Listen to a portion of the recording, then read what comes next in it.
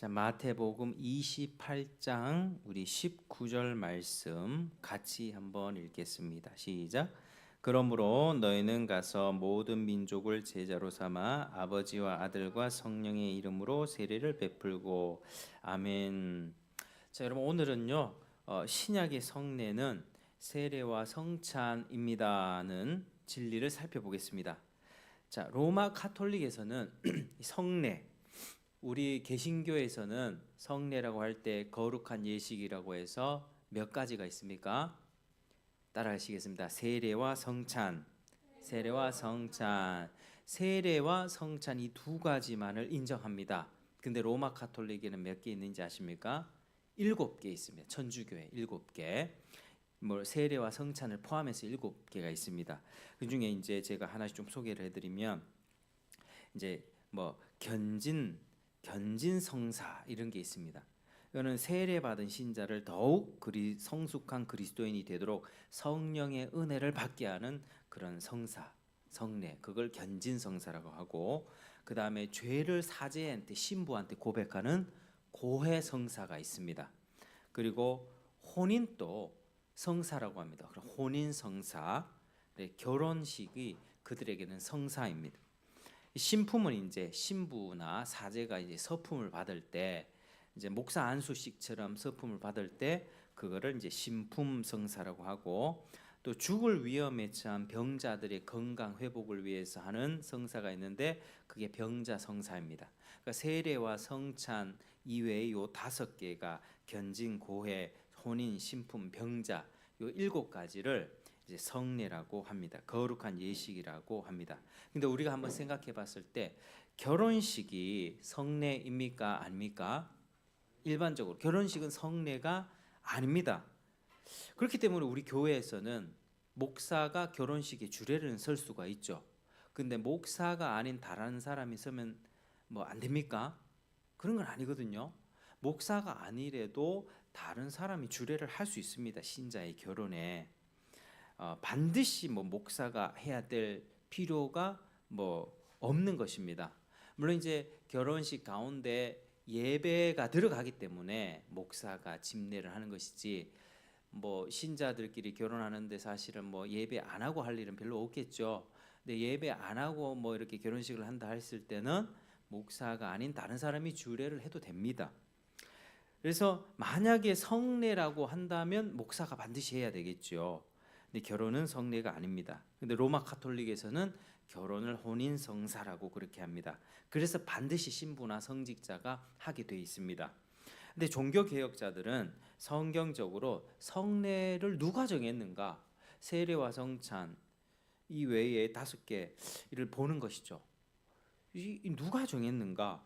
그리고 그것이 교회 안에서 세상 끝날까지 행해지도록 한 그 조건을 따져보면서 로마 카톨릭의 7개 중에 5개는 이건 아니다. 예수님이 정해주신 것이 아니고 세상 끝날까지 해라고 한 예수님 명령도 아니다 라고 결정했고, 오직 세례와 성찬만을 성례라고 여기면서 그렇게 개신교회는 그렇게 정하게 되었습니다.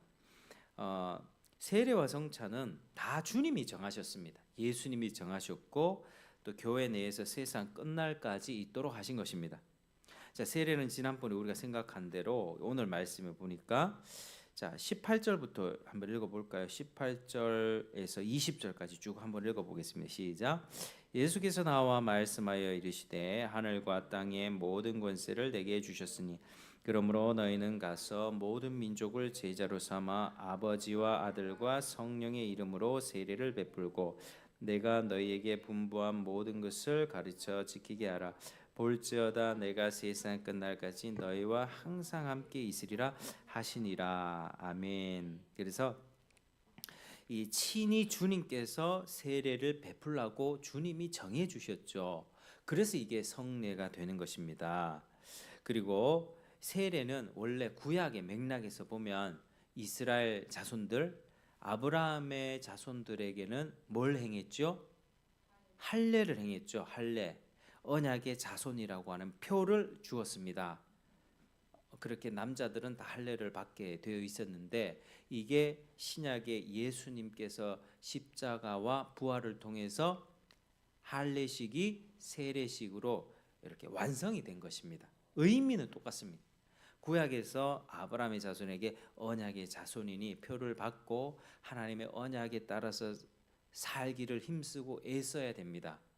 이 구원하고는 상관이 없는 거죠. 아브라함의 자식 이삭이 할례를 태어난 지 8일 만에 할례를 딱 받았는데 그걸 딱 받고 자동적으로 구원이 일어납니까? 아니죠. 13살짜리 이스마엘에게 할례를 줬을 때 그가 자동적으로 구원 받았습니까? 그거 아닙니다. 할례를 받고 아브라함은 끊임없이 그 자식들에게 하나님의 약속에 대해서 하나님이 나에게 땅과 이 자손을 허락해 주신다고 약속하셨어. 너희는 하나님이 약속 따라 살아야 돼. 네가 원하는 대로 저 땅 가서 살고 싶다고 저 땅 가고 저 나라 가고 네가 살고 싶은 대로 이방 여인 취하고 그렇게 살면 안 돼. 하나님 주신 이 가나안 땅에 머물러서 살아야 돼. 그리고 믿는 사람 안에서 결혼을 해야 돼. 라고 아브라함이 끊임없이 언약 안에 머물라고 가르쳤죠. 근데 가르쳤을 때 이스마엘은 그걸 무시했던 사람입니다. 그냥 자기 식대로 살아갔고 그게 뭔 상관이야. 이방인 아내 맞고 가나안 땅을 떠나서 자기 멋대로 그렇게 산 거죠. 근데 이 이삭 같은 경우에는 하나님의 그 약속대로 머물러 있었습니다. 그래서 이삭이 그 언약을 받았고 그리고 자기가 그 언약에 믿음으로 반응했고 그리고 구원을 받아서 아브라함과 이삭과 야곱에게 이 계속 하나님의 은혜의 언약이 이어졌다는 것입니다. 여러분, 그래서 이 언약의 표라고 하는 게 지금 우리 신약 시대 와 가지고는 어른 같은 경우는 세례를 받고 그리고 아이들 신자의 자녀에게는 유아 세례를 주는 것이 이런 의미가 있습니다. 동일하게 우리는 유아 세례를 받은 아이들에게 끊임없이 부모와 교회는 가르쳐야 되는 것.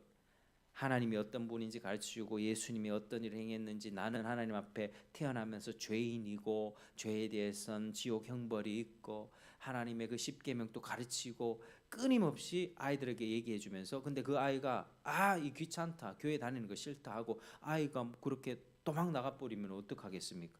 부모가 아무리 얘기하고 아무리 강조하고 가르쳐도 자기가 싫다고 가버리면은 그는 구원을 받지 못하는 것입니다. 유아 세례 받았도 해도. 그렇지만 부모가 끊임없이 얘기하고 강조하고 가르칠 때 진짜 그러한가? 그럼 나도 구원 받아야겠네. 나도 천국 가야겠네. 나 이 지옥 가고 싶지 않아. 하나님 약속 따라 살 거야. 아멘하고 믿음으로 동의하고 그렇게 살아갈 때 구원 받는 것입니다. 그게 오직 믿음으로 구원을 받게 되는 것이거든요. 그런 의미가 있습니다. 그래서 예수님이 세례식을 주님이 오셨을 때 십자가 부활하셨을 때 이렇게 이제 세례를 명하셨고 이거는 주님이 다시 오실 때까지 교회 안에서 세례는 계속 되는 것입니다. 그래서 누군가가 신앙 고백에 동의를 하면 어느 정도 공부를 하고 학습하고 세례하고 의미를 가르쳐줘서 이제는 예전과 같이 세상에서 살던 방식으로 살지 말고 교회 안에서 예배하면서 하나님 뜻대로 살아야 됩니다. 이 언약 안에 들어와야 됩니다라고 그리고 신앙 고백에 맞게 살 수 있게끔 이렇게 딱 틀을 정해주는 거죠. 당신은 하나님의 언약의 자손입니다. 그러니까 언약에 맞춰 사십시오. 행위 구원이 아닙니다. 내가 행위를 지켜갖고 구원을 받는다 이게 아니고 하나님이 언약 안으로 청해 주셨습니다. 청해 주셨으니 당신이 믿음으로 응답하십시오. 이런 의미가 있는 것입니다. 그래서 이 세례는 이런 아주 귀한 의미가 있고 주님 오실 때까지 교회에서 계속 시행되어야만 하는 것입니다. 그래서 세례에 관해서 한 가지 생각해 볼 것은 누구의 이름으로 줍니까? 삼위 하나님의 이름으로 주죠. 삼위 아버지와 아들과 성령의 이름으로 세례를 줍니다. 근데 이 부분을 우리가 이 뜻을 살펴보면 삼위 하나님의 권위로 행하는 것이거든요. 그래서 누군가가 옛날에 천주교 다니면서 세례 받았어요 하는 사람이 교회로 옮겼잖아요. 교회에서 세례를 새로 줄까요? 그렇지는 않습니다. 왜냐하면 천주교에서 받았다고 해도 삼위 하나님으로 이름으로 받았기 때문에 그 세례를 인정해 줍니다. 그래서 이 개신교에 와서 이제 예수를 믿었다고 해도 그 세례를 다시 베풀고 그러진 않습니다. 삼위 하나님의 신부가 했다 해도 삼위 하나님의 이름으로 행한 것이기 때문에 인정을 해주는 것이죠. 그리고 이것을 조금 더 정확하게 표현하자면 삼위 하나님의 이름보다는 이름 안으로가 맞습니다. into the name. 아버지와 아들과 성령의 이름 안으로 세례를 주노라 이렇게 하는 게 맞습니다. 이 표현은 삼위 하나님의 그 권위로 준다는 것과 더불어서 삼위 하나님 안으로 연합한다는 의미가 있습니다. 연합한다는 표현이 더 강합니다. 그러니까 밖에 있는 게 아니라 삼위 하나님 안으로 들어가서 하나가 된다, 연합한다는 게 가장 강한 것입니다. 그래서 성경에는 그리스도 안에서라는 말이 자주 나오죠. 그래서 세례가 삼위 하나님 안으로 들어가는 예식이라는 것입니다. 자, 물론 믿으면 안에 들어가게 되는데 세례로서 그것을 표시합니다. 세례 받지 않았을 때에는 형식상으로 밖에 있는 겁니다. 근데 세례를 받고 연합된 사람은 그리스도인이라고 합니다. 하나님의 자녀라고 하고 그리스도인이라고 우리가 부르죠. 그래서 세례를 받은 사람은 확실히 자신이든 타인이든 다 그리스도인이라고 합니다. 자, 그리스도인이라고 하는 거는요, 그리스도께 속한 사람, 그리스도와 연합한 사람이란 뜻입니다. 세례는 그런 의미가 있습니다. 자, 그러면 성찬에 대해서 좀 생각해 보겠습니다. 성찬은 마태복음 26장 26절 이하에 보면 예수님이 이제 유월절, 마지막 유월절을 지내시면서 제자들과 최후의 만찬을 하시면서 떡을 가지고 축복하시고 이것이 내 몸이라 하고 받아 먹으라고 하셨죠. 그리고 잔을 가지사 주시면서 이걸 마시라. 이게 죄 사함을 얻게 하려고 많은 사람을 위하여 흘리는 나의 피, 언약의 피다. 이렇게 제정해 주셨습니다.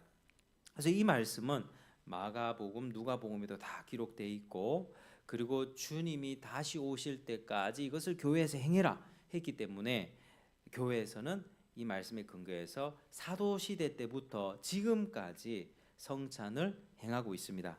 그래서 성찬을 행할 때에는 자기를 살피고 하라고 말씀하셨습니다. 그리고 떡과 포도주가 무슨 뜻이 있는지 정확하게 알고 참여하라고 하셨던 것이죠.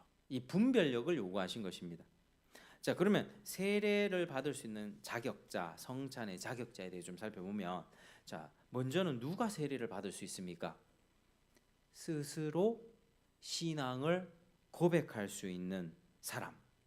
신앙 고백이 필수 조건입니다. 사도신경에 보면 전능하사 천지를 만드신 아버지 하나님 내가 믿사오니 쭉 나오죠. 성부 하나님, 성자 예수님, 동정녀 마리아에게 쭉 나시고 그다음에 성령을 믿사오며 거룩한 교회와 성도로서 교통하는 것과 죄를 사하시는 것과 몸이 다시 사는 것과 영원히 사는 것을 믿습니다라고 하는 기독교의 전체의 아주 핵심적인 진리가 사도신경에 딱 녹아 있는데 이 사도신경의 내용을 물으면서 당신은 천지의 창조 하나님 믿습니까? 네. 당신은 동정녀에서 나시고 우리의 죄를 위하여 십자가에 죽으신 예수를 믿습니까? 네. 성령을 믿습니까? 네. 몸이 다시 산 걸 믿습니까? 네. 이런 고백의 질문에 네 할 수 있는 사람이 세례를 받을 수 있습니다. 그래서 정당한 자격이 있는 거죠. 이게 일반적인 규정입니다. 그런데 이제 유아 세례는 좀 다르죠. 유아 세례는 이제 부모의 신앙 고백과 더불어서 하나님이 우리의 믿는 자녀에게도 구원의 은혜를 계속해서 부어주시겠다 하는 약속에 근거해서 세례를 줍니다. 그래서 그 자녀를 끊임없이 가르치는 것이죠. 그래서 세례는 이런 자격이 필요합니다. 근데 성찬은 어떻습니까? 성찬은 일단은 분별력이 있는 자만 참여하기 때문에 어린아이들은 참여할 수가 없습니다.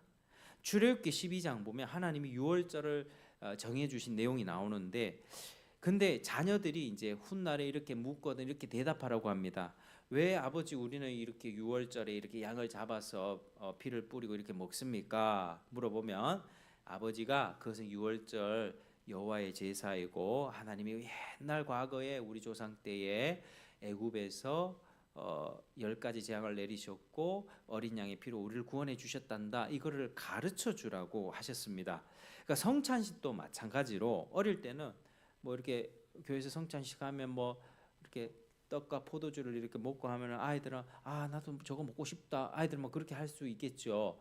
근데 그게 무슨 의미인지 차차 깨달음이 생겨서 이것이 무슨 뜻인지 물어볼 때 가르쳐 주고, 그리고 유아 세례를 받은 아이 같은 경우에는 15세 이제 입교식 자기가 스스로 신앙 고백을 하고 네 된다면 입교식을 하고 그렇게 성찬식을 받을 수가 있습니다. 그러니까 이제 세례를 받은 사람, 그리고 유아 세례를 받았고 입교식을 거친 사람, 그 사람이 이제 그 뜻을 알고 이렇게 성찬식을 하게 되는 것입니다.